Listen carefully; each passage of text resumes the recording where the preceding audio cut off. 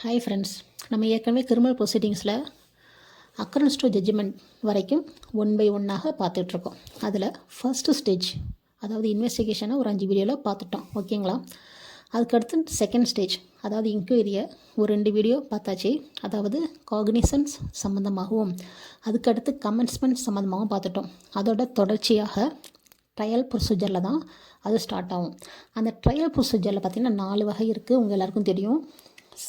Sessions trial, warrant trial, warrant ட்ரையலையே based on police report and based on private complaint. அதுக்கப்புறம் பார்த்திங்கன்னா third ஒன்று summons trial, லாஸ்ட்டில் பார்த்திங்கன்னா சம்மரி ட்ரையல். இப்போ ஃபஸ்ட்டு செஷன்ஸ் ட்ரையலை இன்றைக்கி பார்த்துடலாம். செஷன்ஸ் ட்ரையலை பொறுத்த வரைக்கும் சிஆர்பிசியில் அதுக்கு உட்பட்ட சாப்டர் அண்டு செக்ஷன் பார்த்திங்கன்னா சாப்டர் 18, அதுக்கு உட்பட்ட செக்ஷன் 225லேருந்து செக்ஷன் 237 வரைக்கும் செஷன்ஸ் ட்ரையலை பற்றி சொல்லுது. அதே பிஎன்எஸ்எஸ்ஸை பார்த்திங்கன்னா சாப்டர் 19ல் செக்ஷன் 248லேருந்து 260 வரைக்கும் அந்த செஷன்ஸ் ட்ரையலை பற்றி சொல்லுது. சரிங்களா? இப்போ செக்ஷனை ஒன்று ஒன்றா பார்த்துப்போம். பார்க்குறதுக்கு முன்னாடி நம்ம ஒரு விஷயத்தை ஞாபகம் வச்சுக்கணும். நம்ம ஏற்கனவே கமென்ஸ்மெண்ட்டை பார்த்தோம் இல்லையா? கமென்ஸ்மெண்ட்டில் இப்போது டிஸ்ட்ரிக்ட் கோர்ட்டில் மட்டும் கேஸ் நடத்துகிற மாதிரி இருந்துச்சுன்னா அந்த கேஸை அந்த மேட்ச்சில் என்ன பண்ணுவாங்க, கமிட் பண்ணி டிஸ்ட்ரிக்ட் கோர்ட்டுக்கு அனுப்பிடுவாங்க. சரிங்களா? அந்த மாதிரி கமிட் பண்ணி டிஸ்ட்ரிக்ட் கோர்ட்டுக்கு அனுப்பிச்சிடுவாங்க. அதே போல் ஸ்பெஷல் கோர்ட்டாக இருந்தால் அந்த அக்யூஸை டைரெக்டாக வந்து அந்த கோர்ட்டில் ஆஜராகிடுவான். இப்போ மர்டர் கேஸு திருநாட்சமெல்லாம் கமிட் பண்ணி அனுப்புவாங்க. ஸ்பெஷல் கோர்ட்லாம் இருக்கு இல்லையா? POCSO, Mahila court, NDPS act, PCR case எல்லாம் டேரெக்டாக அந்த அக்யூஸ்ட் அங்கே போய் ஆஜராடுவாங்க. ஸோ நீங்கள் இதை மனசில் வச்சுக்கிட்டே நான் சொல்கிறத கேளுங்க, உங்களுக்கு ஈஸியாக புரியும். இப்போது கோர்ட் ஆஃப் செஷனில் ஃபஸ்ட்டு செக்ஷன் சிஆர்பிசியை பார்த்திங்கன்னா 225. அதில் என்ன சொல்கிறாங்கன்னா, ஷல் பி கண்டக்டட், அந்த செஷன்ஸ் கேஸை வந்து யார் நடத்த வேண்டும்னா பிபி தான் நடத்தணும். அதை தான் சிஆர்பிசி 225 சிஆர்பிசிலையும் 248 ஆஃப் பிஎன்எஸ்எஸ்லையும் சொல்கிறாங்க. இதில் எந்த ஒரு மாறுபாடும் இல்லை, சேம் கண்டென்ட் 2 ஆக்ட்லேயுமே. செகண்டு அடுத்த செக்ஷன் பார்த்திங்கன்னா செக்ஷன் 226 ஆஃப் சிஆர்பிசி ரிலேட்டடாக பிஎன்எஸ்எஸில் 249. இதில் சொல்கிற விஷயத்தை பார்த்தீங்கன்னா, ஆக்சுவலாக அந்த அக்யூஸ்ட் வந்து கமிட் பண்ணி அந்த கோர்ட்டில் போய் ஆஜராகிறார் இல்லையா? கமிட் பண்ணதுக்கப்புறம் அந்த கோர்ட்டில் போய் அக்யூஸ்ட் ஆஜராவாங்க. இல்லைனா சப்போஸ் பெயிலில் வரலன்னா அந்த போலீஸ் வந்து அந்த கோர்ட்டில் அந்த அக்யூஸ்ட்டை ப்ரொடியூஸ் பண்ணுவாங்க. இது ஒரு பக்கம். சப்போஸ் இது வந்து மர்டர் கேஸாக இல்லை, 307 கேஸாக இல்லை, ஸ்பெஷல் கோர்ட் ஆக்ஷனாக இருந்தால் அந்த ஸ்பெஷல் கோர்ட்டில் அந்த அக்யூஸ்ட் வந்து ஆட்டோமேட்டிக்காக போய் அங்கே உள்ள சம்மன் பேரில் ஆஜராவாங்க. அந்த மாதிரி ஆஜராகும்போது அந்த பிபி என்ன பண்ணுவாங்கன்னா, அந்த கேஸ் சம்மந்தமான ஒரு ஸ்மால் ஆர்குமெண்ட்டை ஜட்ஜிட்ட எடுத்து வைப்பாங்க. எதுக்குன்னா அப்போ தான் ஃப்ரேமிங் ஆஃப் சார்ஜ் வந்து யூஸ் ஆகுன்றதுக்காக. அதாவது இந்த அக்யூஸ்ட் மேலே இந்த செக்ஷன்லாம் வழக்கு போட்டிருக்காங்க, அதற்கு சப்போர்ட்டடாக இந்த விட்னஸஸ், இந்த டாக்குமெண்ட்ஸ்லாம் இருக்குதுன்னு சொல்லி ப்ராசிக்யூஷனில் பிபி பேசுவார். நம்ம டிஃபென்ஸில் சப்போஸ் ஏதாவது செக்ஷன் மேட் அவுட் ஆகலைன்னா அதை நம்ம ஆர்குமெண்ட்டாக சொல்லலாம். ஒரு ஸ்மால் ஆர்குமெண்ட்டு தான் நார்மலாக நடக்கும். அது மாதிரி நடக்கும்போது அந்த அக்யூஸ் என்ன பண்ணுவாங்க, அந்த ஜட்ஜி என்ன பண்ணுவாங்க, 2 பக்கமும் கேட்டு அதை நோட் பண்ணிப்பாங்க. இதுதான் section 226 CrPC and 249 of BNSS. இது சொல்லுதுங்களையா? இப்போ ரெண்டுத்துலேயும் ஏதாவது டிஃப்ரென்ஸ் இருக்குதுன்னு பார்த்தீங்கன்னா, பிஎன்எஸ்எஸில் அந்த ஸ்பெஷல் கோர்ட்டில் ஆஜராவான் இல்லையா அக்யூஸ்டு, அது சம்மந்தமாக under any other law for timing in force, வேறு எதுவும் சட்டம் நடைமுறை இருந்தால் அது சட்டப்படி அவங்க போய் ஆஜராகும்போது இந்த மாதிரிலாம் நடக்கும்னு சொல்லியிருக்காங்க. ஏன்னா சிஆர்பிசி இருக்கும்போது ஸ்பெஷல் கோர்ட் அதிகமாக கிடையாது இல்லையா? இப்போ ரீசெண்டாக ஸ்பெஷல் கோர்ட் வந்தோன்னே அது பிஎன்எஸ்எஸில் கொஞ்சம் ஆட் பண்ணியிருக்காங்க. மற்றபடி எல்லாமே சேம் கண்டென்ட் தான், ரெண்டுமே பிரச்சனை இல்லை. இனிமேல் தான் கேர்ஃபுல்லாக கவனிக்கணும். என்னென்னு கேட்டிங்கன்னா, இந்த ஸ்மால் ஆர்குமெண்ட்டை கேட்டாங்க இல்லையா? பிபி பேசுறதையும் டிஃபென்ஸில் பேசுகிறதையும் கேட்டுட்டு அந்த நீதிபதி சப்போஸ் சஃபிஷியன்ட் கிரவுண்டு இல்லை அப்படின்னு நினச்சா அதை வந்து ரெக்கார்ட் பண்ணிக்கிட்டு அந்த அக்யூஸ்டை விடுவிப்பு பண்ணலாம். விடுவிப்பு மீன்ஸ் இங்கிலீஷில் டிஸ்சார்ஜ். இது வந்து அக்யூட்டலுக்கு ஈக்குவல் வராது. விடுவிக்கிறாங்க, ஜஸ்ட்டு அனுப்பி விட்றாங்க, டிஸ்சார்ஜ் பண்ணுறாங்க. அவங்க மேலே வந்து கேஸ்ன்னு சொல்லிட்டு அனுப்பி வைக்கிறது, இது விடுதலைக்கு ஈக்குவல் ஆகாது. சரிங்களா? அந்த மாதிரி அனுப்பி வைக்கும்போது அது சொல்கிற செக்ஷன் பார்த்திங்கன்னா 227 ஆஃப் சிஆர்பிசி. அதே பிஎன்எஸ்எஸ் ரிலேட்டாக பார்த்தீங்கன்னா 250 ஆஃப் பிஎன்எஸ்எஸ். இப்போ பிஎன்எஸ்எஸில் பார்த்தீங்கன்னா ஒரே ஒன்று ஆட் பண்ணியிருக்காங்க. என்னென்னா, அந்த அக்யூஸ்டு கமிட் ஆகி வராங்க இல்லையா, மேஷர்கோலேருந்து கமிட் பண்ணி அந்த கேஸ் அனுப்புகிறாங்களே, அந்த டேட்லேருந்து from the date of commit பண்ண அந்த டேட்லேருந்து 60 டேஸ்க்குள்ளே ஒரு 60 நாளுக்குள்ளே என்ன பண்ணணுன்னா, என்னை வந்து இது போல் செக்ஷன் வந்து மேட் அவுட் ஆகலை, என்னை வந்து இந்த கேஸ்லேருந்து டிஸ்சார்ஜ் பண்ணணும்னு சொல்லிட்டு அந்த அக்யூஸ்ட்டு மனு போடலாம். அந்த ஒன்றை மட்டும்தான் செக்ஷன் 250 பிஎன்எஸ்எஸில் சேர்த்துருக்காங்க. சரிங்களா? இதுதான் டிஸ்சார்ஜ் சம்மந்தமாக உள்ள விஷயங்கள் 2 ஆக்ட்லேயும். இப்போ நீங்கள் இந்த கேஸில் பார்த்தீங்கன்னா செஷன்ஸ் கேஸில் கேஸ் ஆரம்பித்ததுலேருந்து இப்போ இங்கே டிஸ்சார்ஜ் பண்ணிட்டாங்கன்னா இந்த கேஸு ஓவர். டிஸ்சார்ஜ் பண்ணிட்டாங்கன்னா இந்த கேஸ் என்ன ஆகும்? ஓவர். சப்போஸ் டிஸ்சார்ஜ் பண்ணாமல் அந்த சார்ஜ் ஃப்ரேம் பண்ணாங்க இல்லையா, அதுக்கப்புறம் தான் கேஸு திரும்ப ஆரம்பிக்குது. ஒரு வேளை அந்த அக்யூஸ்டுக்கு வந்து சஃபிஷியன்ட் கிரவுண்ட் இருக்குது, அதாவது ப்ரெசூமிங் அனுமானிக்கிறாங்க கோர்ட்டு. அந்த கோர்ட் வந்து அந்த சஃபிஷியன்ட் கிரவுண்ட் இருக்குன்னு அனுமானித்தால் என்ன பண்ணுவாங்கன்னா அந்த அக்யூஸ்டு மேலே சார்ஜ் ஃப்ரேம் பண்ணுவாங்க, ஃப்ரேமிங் ஆஃப் சார்ஜ் பண்ணிவிட்டு அதை சொல்கிற செக்ஷன் தான் 228 ஆஃப் சிஆர்பிசி, ஈக்குவலாக பார்த்தீங்கன்னா 251 ஆஃப் பிஎன்எஸ்எஸ்.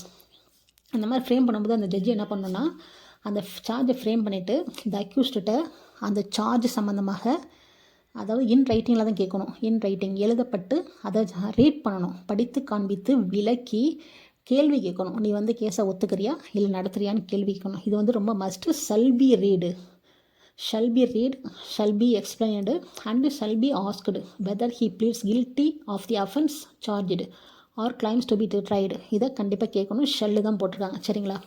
இப்போ இந்த இடத்துல இதை வந்து கேஸை ஒத்துக்கிட்டா வைங்களேன், ஒத்துக்கிட்டால் இந்த இடத்துலையும் கேஸு முடியுது. அது வந்து அடுத்த செக்ஷனில் வரும். இப்போ சார்ஜ் ஃப்ரேம் பண்ணுறாங்களே செஷன்ஸ் கோர்ட்டு, அந்த மாதிரி பண்ணும்போது டிஸ்ட்ரிக்ட் கோர்ட்டு சம்மந்தப்பட்ட அஃபென்ஸ் இருந்தால் மட்டும்தான் பண்ணும். சப்போஸ் அந்த triable by court of sessions இல்லை, அந்த செக்ஷன்ஸ் இல்லைன்னா என்ன பண்ணுவோம், திரும்ப அந்த கேஸை திரும்பி அந்த சிஜிஎம் கோர்ட்டுக்கோ அல்லது மேஜிஸ்ட்ரேட் கோர்ட்டுக்கோ அனுப்பிட்டு அங்கே என்ன பண்ணுவாங்கன்னா வாரண்ட் ப்ரொசீஜர் இருக்கு இல்லையா, பேஸ்ட் ஆன் போலீஸ் ரிப்போர்ட்டு, அதன் அடிப்படையில் தான் அந்த கேஸ் நடத்தணும். அது சொல்கிற செக்ஷன் பார்த்தீங்கன்னா அந்த சப்செக்ஷன் 1 கிளாஸ் ஏல சொல்கிறாங்க.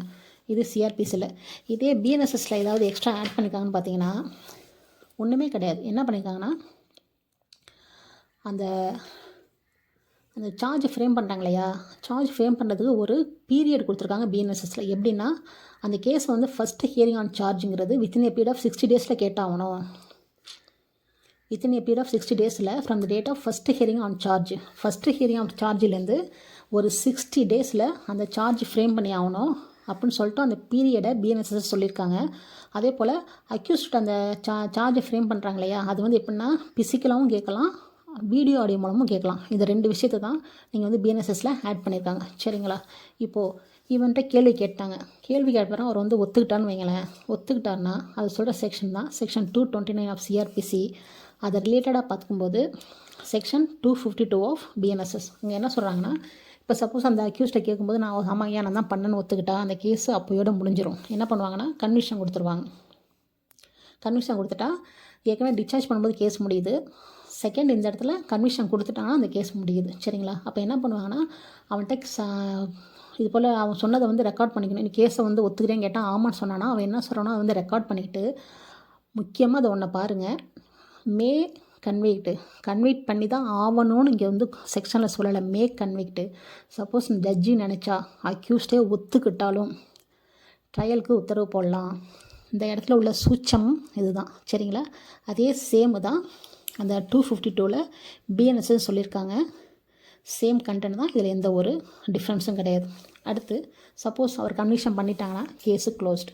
இல்லை நான் வந்து கேஸை நடத்துகிறேங்க, நான் குற்றம் செய்யலைன்னு சொல்லிட்டு அந்த அக்யூஸ் சொல்லிட்டா என்ன பண்ணுவாங்க, section 230 of CrPC and 253 of BNSS என்ன பண்ணுவாங்க, டேட்டு போட்டுருவாங்க. ப்ராசிக்யூஷன் விட்னஸை ப்ரொடியூஸ் பண்ண சொல்லி ஒரு டேட்டை ஃபிக்ஸ் பண்ணி போடுவாங்க.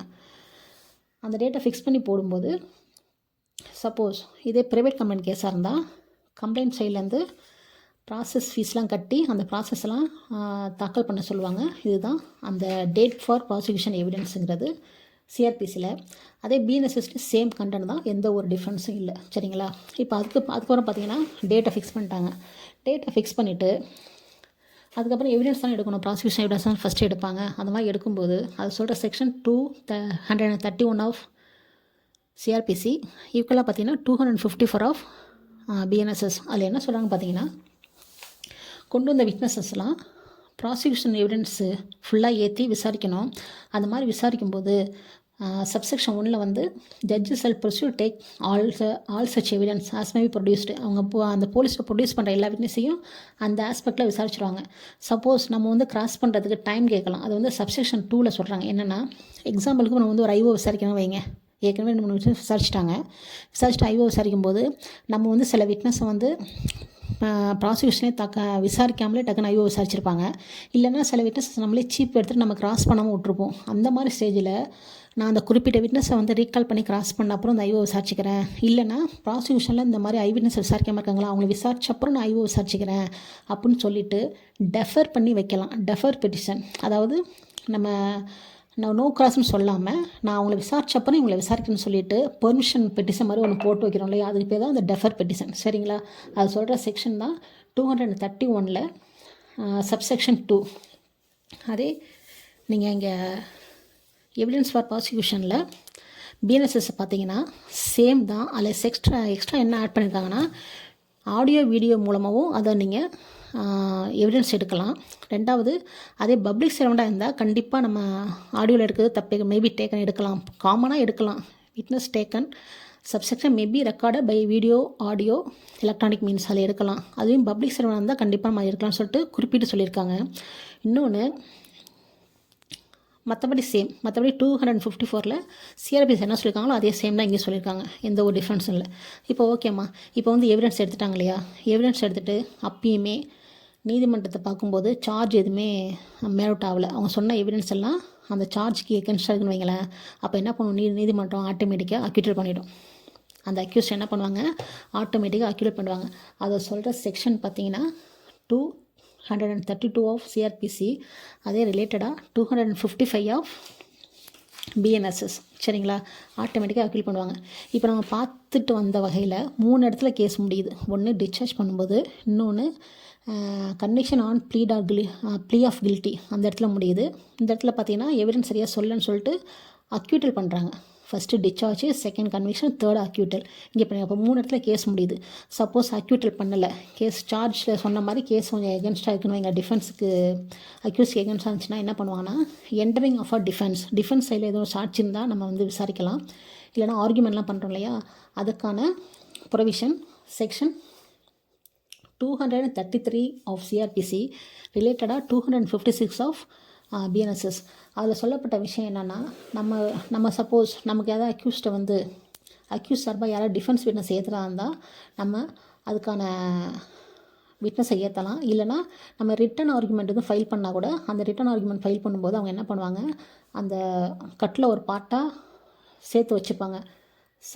ஃபைல் இட் வித் ரெக்கார்டு, அதில் ஒரு பார்ட்டாக வச்சுப்பாங்க. சப்போஸ் ப்ரைவேட் கம்ப்ளைண்ட்டாக இருந்தால் என்ன பண்ணுவாங்கன்னா, ப்ராசஸ்லாம் கட்ட சொல்லுவாங்க. விட்னஸ் வந்து உங்கள் சைடு விட்னஸை வரணுன்னா ப்ராசஸ் கட்ட சொல்லுவாங்க. அந்த ப்ராசஸ் கட்டுறது வந்து அந்த சம்மந்தப்பட்ட சாட்சி வந்து தேவையில்லாத சாட்சி நம்ம வந்து கேஸை வந்து இழுக்கிறதுக்காக போட்டோம்னா ends of justice vexation or delay of for defeating the ends of justice, நீதி நலத்துக்கு எதிராக நம்ம டிலே பண்ணணும்னு ஃபைல் பண்ணாங்கன்னா அதை கோர்ட் வந்து இஷ்யூ பண்ணாமல் மறுப்பாங்க. அதை வந்து கன்சிடர் பண்ணி தான் கோர்ட் அனுப்புவாங்க. இதுதான் 233 சொல்லப்பட்ட அந்த விஷயங்கள். அதே பிஎன்எஸ்எஸ்லேயும் சேம் தான், மாறலை. செக்ஷன் மட்டும் 256. சரிங்களா, இப்போ டிஃபென்ஸ் முடிச்சாச்சு. அடுத்து என்ன வரும், ஆட்டோமேட்டிக்காக ஆர்குமெண்ட்டுக்குன்னு ஒரு செக்ஷன் இருக்குன்னா அது செஷன் ஸ்டைலில் மட்டும்தான் இருக்குது. அது செக்ஷன் பார்த்திங்கன்னா சிஆர்பிசியில் 234, அதே பிஎன்எஸ்எஸில் 257 இந்த ஆர்குமெண்ட்டை பற்றி சொல்லுது. இந்த ஆர்குமெண்ட்டுங்கிறது இப்போ கேஸோட மொத்த விஷயத்தையுமே சம் சுருக்கிய வடிவத்தில் நீதிமன்றத்தை போய் எடுத்து வைக்கிறது தான் ஆர்குமெண்ட்டு. அதை ஃபஸ்ட்டு பிபி பேசுவார், அதுக்கப்புறம் நமக்கு பதில் கொடுக்கறதுக்கு நமக்கு ரைட்ஸ் இருக்குது. சரிங்களா, இதை முடிச்சிடும், ஆர்குமெண்ட்டு ஓவர். இதே சேம் தான் பிஎன்எஸ்எஸில் 257லேயும் சேமாக தான் சொல்லியிருக்காங்க, எந்த ஒரு மாறுபாடும் இல்லை. சரிங்களா, அடுத்து பார்த்தீங்கன்னா ஆர்குமெண்ட் முடிச்சா ஆட்டோமேட்டிக்காக ஒன்று கன்விக்ஷன் இல்லைனா ஜட்ஜ்மெண்ட். கேஸோட ஃபஸ்ட்டில் பார்த்தா டிஸ்சார்ஜ், செகண்ட் வந்து conviction on plea of guilty, third வந்து சஃபிஷியன்ட் எவிடன்ஸ் இல்லைன்னு சொல்லிட்டு சாட்சி விசாரிச்ச அப்புறம் அக்யூட்டலு, அதுக்கப்புறம் ஆர்குமெண்ட்லாம் முடிச்ச அப்புறம் அக்யூட்டலாக ஜட்ஜ்மெண்ட் அக்யூட்டலாக கன்விக்ஷனுங்கிறது ஜட்ஜு சொன்னால் தான் தெரியும். சரிங்களா, அந்த பார்ட்டுக்கு இப்போ வந்துட்டோம். இப்போ 235 ஆஃப் சிஆர்பிசி ரிலேட்டடாக 258 ஆஃப் பிஎன்எஸ்எஸ் 258 ஆஃப் பிஎன்எஸ்எஸ். இதில் சொல்கிற விஷயம் பார்த்திங்கன்னா 2 சப்செக்ஷன் இருக்குது. அதில் ஃபஸ்ட்டு சப்செக்ஷன் வந்து அந்த கேஸ் வந்து சஃபிஷியன்ங்க, அதாவது நல்ல எவிடன்ஸாக இல்லைன்னு கேட்டிங்கன்னா கேஸை அக்யூஸ்ட் வந்து அக்யூட்டட் பண்ணிடுவாங்க இல்லையா, அதுதான் first subsection 1. Shall give a judgment இந்த கேஸ். அது வந்து அக்யூட்டல்ன்ற வார்த்தையில் இருக்காது. காமனாக அக்யூட்டல் பண்ணும்போது சப்செக்ஷன் 1 தான் அக்யூட்டல் பண்ணுவாங்க. சப்போஸ் கன்விட் பண்ணுறான்னு வைங்களேன், கன்விட் பண்ணும்போது சப்செக்ஷன் 2 தான் கன்விக்ஷன் பற்றி சொல்லுது. அந்த மாதிரி கன்விட் பண்ணும்போது அதில் 2 விஷயத்தை நீதிபதி பார்க்கணும். அது என்னென்னா, செக்ஷன் 360 இருக்கு இல்லையா சிஆர்பிசியில் ப்ரொபேஷனு, அதில் உள்ள விஷயங்கள்லாம் இது உட்பட்டு வருதா, அதில் உள்ள செக்ஷனு, அதில் உள்ள நபர்களுக்கு சில அந்த தண்டனை தர குற்றங்களுக்கு வந்து அது பொருந்தும். அது வந்து இங்கே அதுவும் வருதா, உட்பட்டு வருதான்னு பார்க்கணும். 2வது, தண்டனை தர மாதிரி இருந்துச்சுன்னா, உனக்கு அந்த மாதிரி தண்டனை தர இருக்கேன், நீ என்ன சொல்கிறேன்னு கேட்டு அந்த அக்யூஸ்ட்ட கொஸ்டின் ஆஃப் சென்டென்ஸ் சம்மந்தமாக கேள்வி கேட்கணும். 2த்தையும் கேட்ட அப்புறம் தான் கன்விக்ஷனே பண்ணணும். இது ஷல்லு பண்ணியே ஆகணும். இதே சேம் தான் ஜட்ஜ்மெண்ட் ஆன் அக்யூட்டல்ங்கிறது பிஎன்எஸ்எஸை பொறுத்த வரைக்கும் 258 சொல்லியிருக்காங்க. அங்கே என்ன சொல்லியிருக்காங்கன்னா, அந்த ஆர்குமெண்ட் முடித்ததுலேருந்து from the date of completion of argument முடித்ததுலேருந்து within a period of 30 days 30 நாட்களுக்குள்ளே என்னென்னா நீங்கள் அந்த ஜட்ஜ்மெண்ட்டை சொல்லியே ஆகணும் அப்படின்ட்டு பிஎன்எஸ்எஸில் கொஞ்சம் சேர்த்துருக்காங்க. இதுதான் கேஸு சம்மந்தமாக, வழக்கு சம்மந்தமாக செஷன் ஸ்டைலில் உள்ள விஷயங்கள். அதுக்கு மீறி எக்ஸ்ட்ரா 2 செக்ஷன் இருக்குது. அது என்னென்னா, ட்ரையல் பண்ணும்போது என்னென்ன பார்க்கணுன்னு சொல்லிட்டு செக்ஷன் 236 ஆஃப் சிஆர்பிசி ஈக்குவலாக 259 of பிஎன்எஸ்எஸில் previous conviction.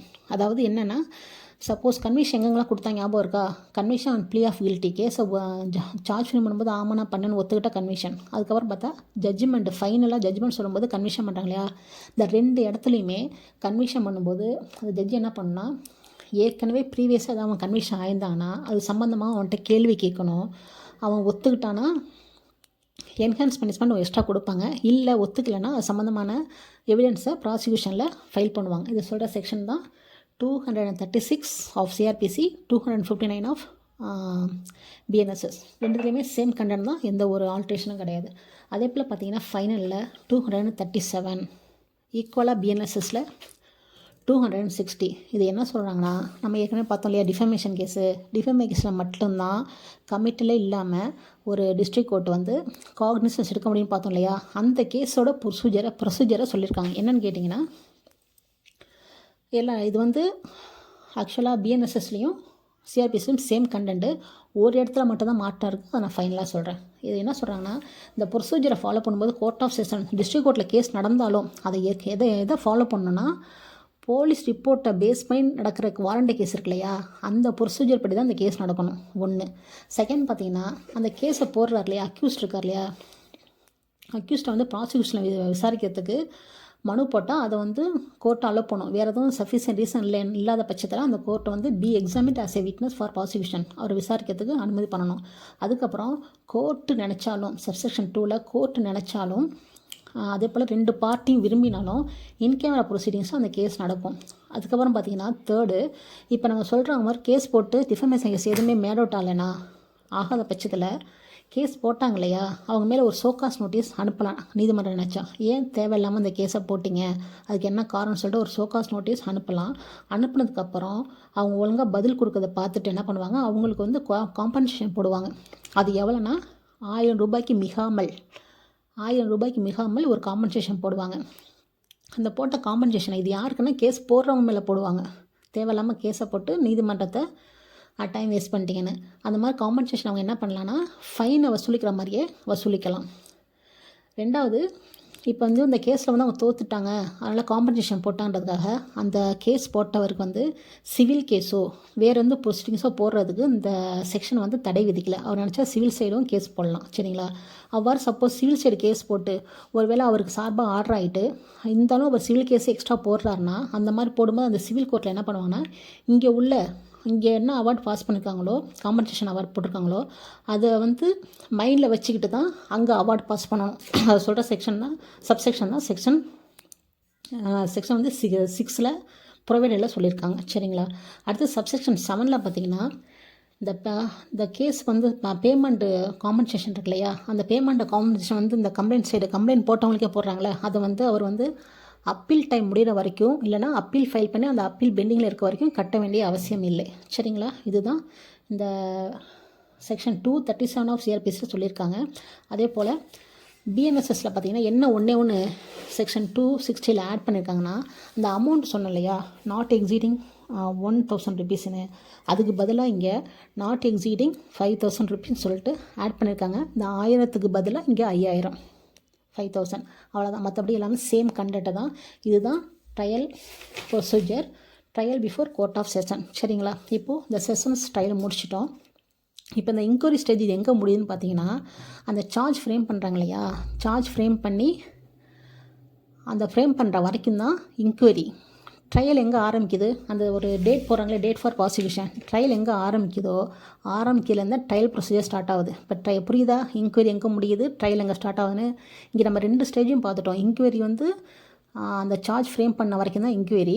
Charge frame பண்ணி ட்ரையலுக்கு டேட் போட்டதுலேருந்து ட்ரையல் ப்ரொசீஜர் ஸ்டார்ட் ஆகிடுது. அப்போது 3rd ஸ்டேஜ் ஆஃப் ட்ரையல் ப்ரொசீடிங்ஸும் நம்ம இங்கே சேர்த்து செஷன் ஸ்டைலாக பார்த்துட்டோம். புரியுதுங்களா? தேங்க்யூ. அடுத்த வீடியோவில் வாரண்ட் ட்ரையலை பற்றி பேசிடுறேன். ஓகே.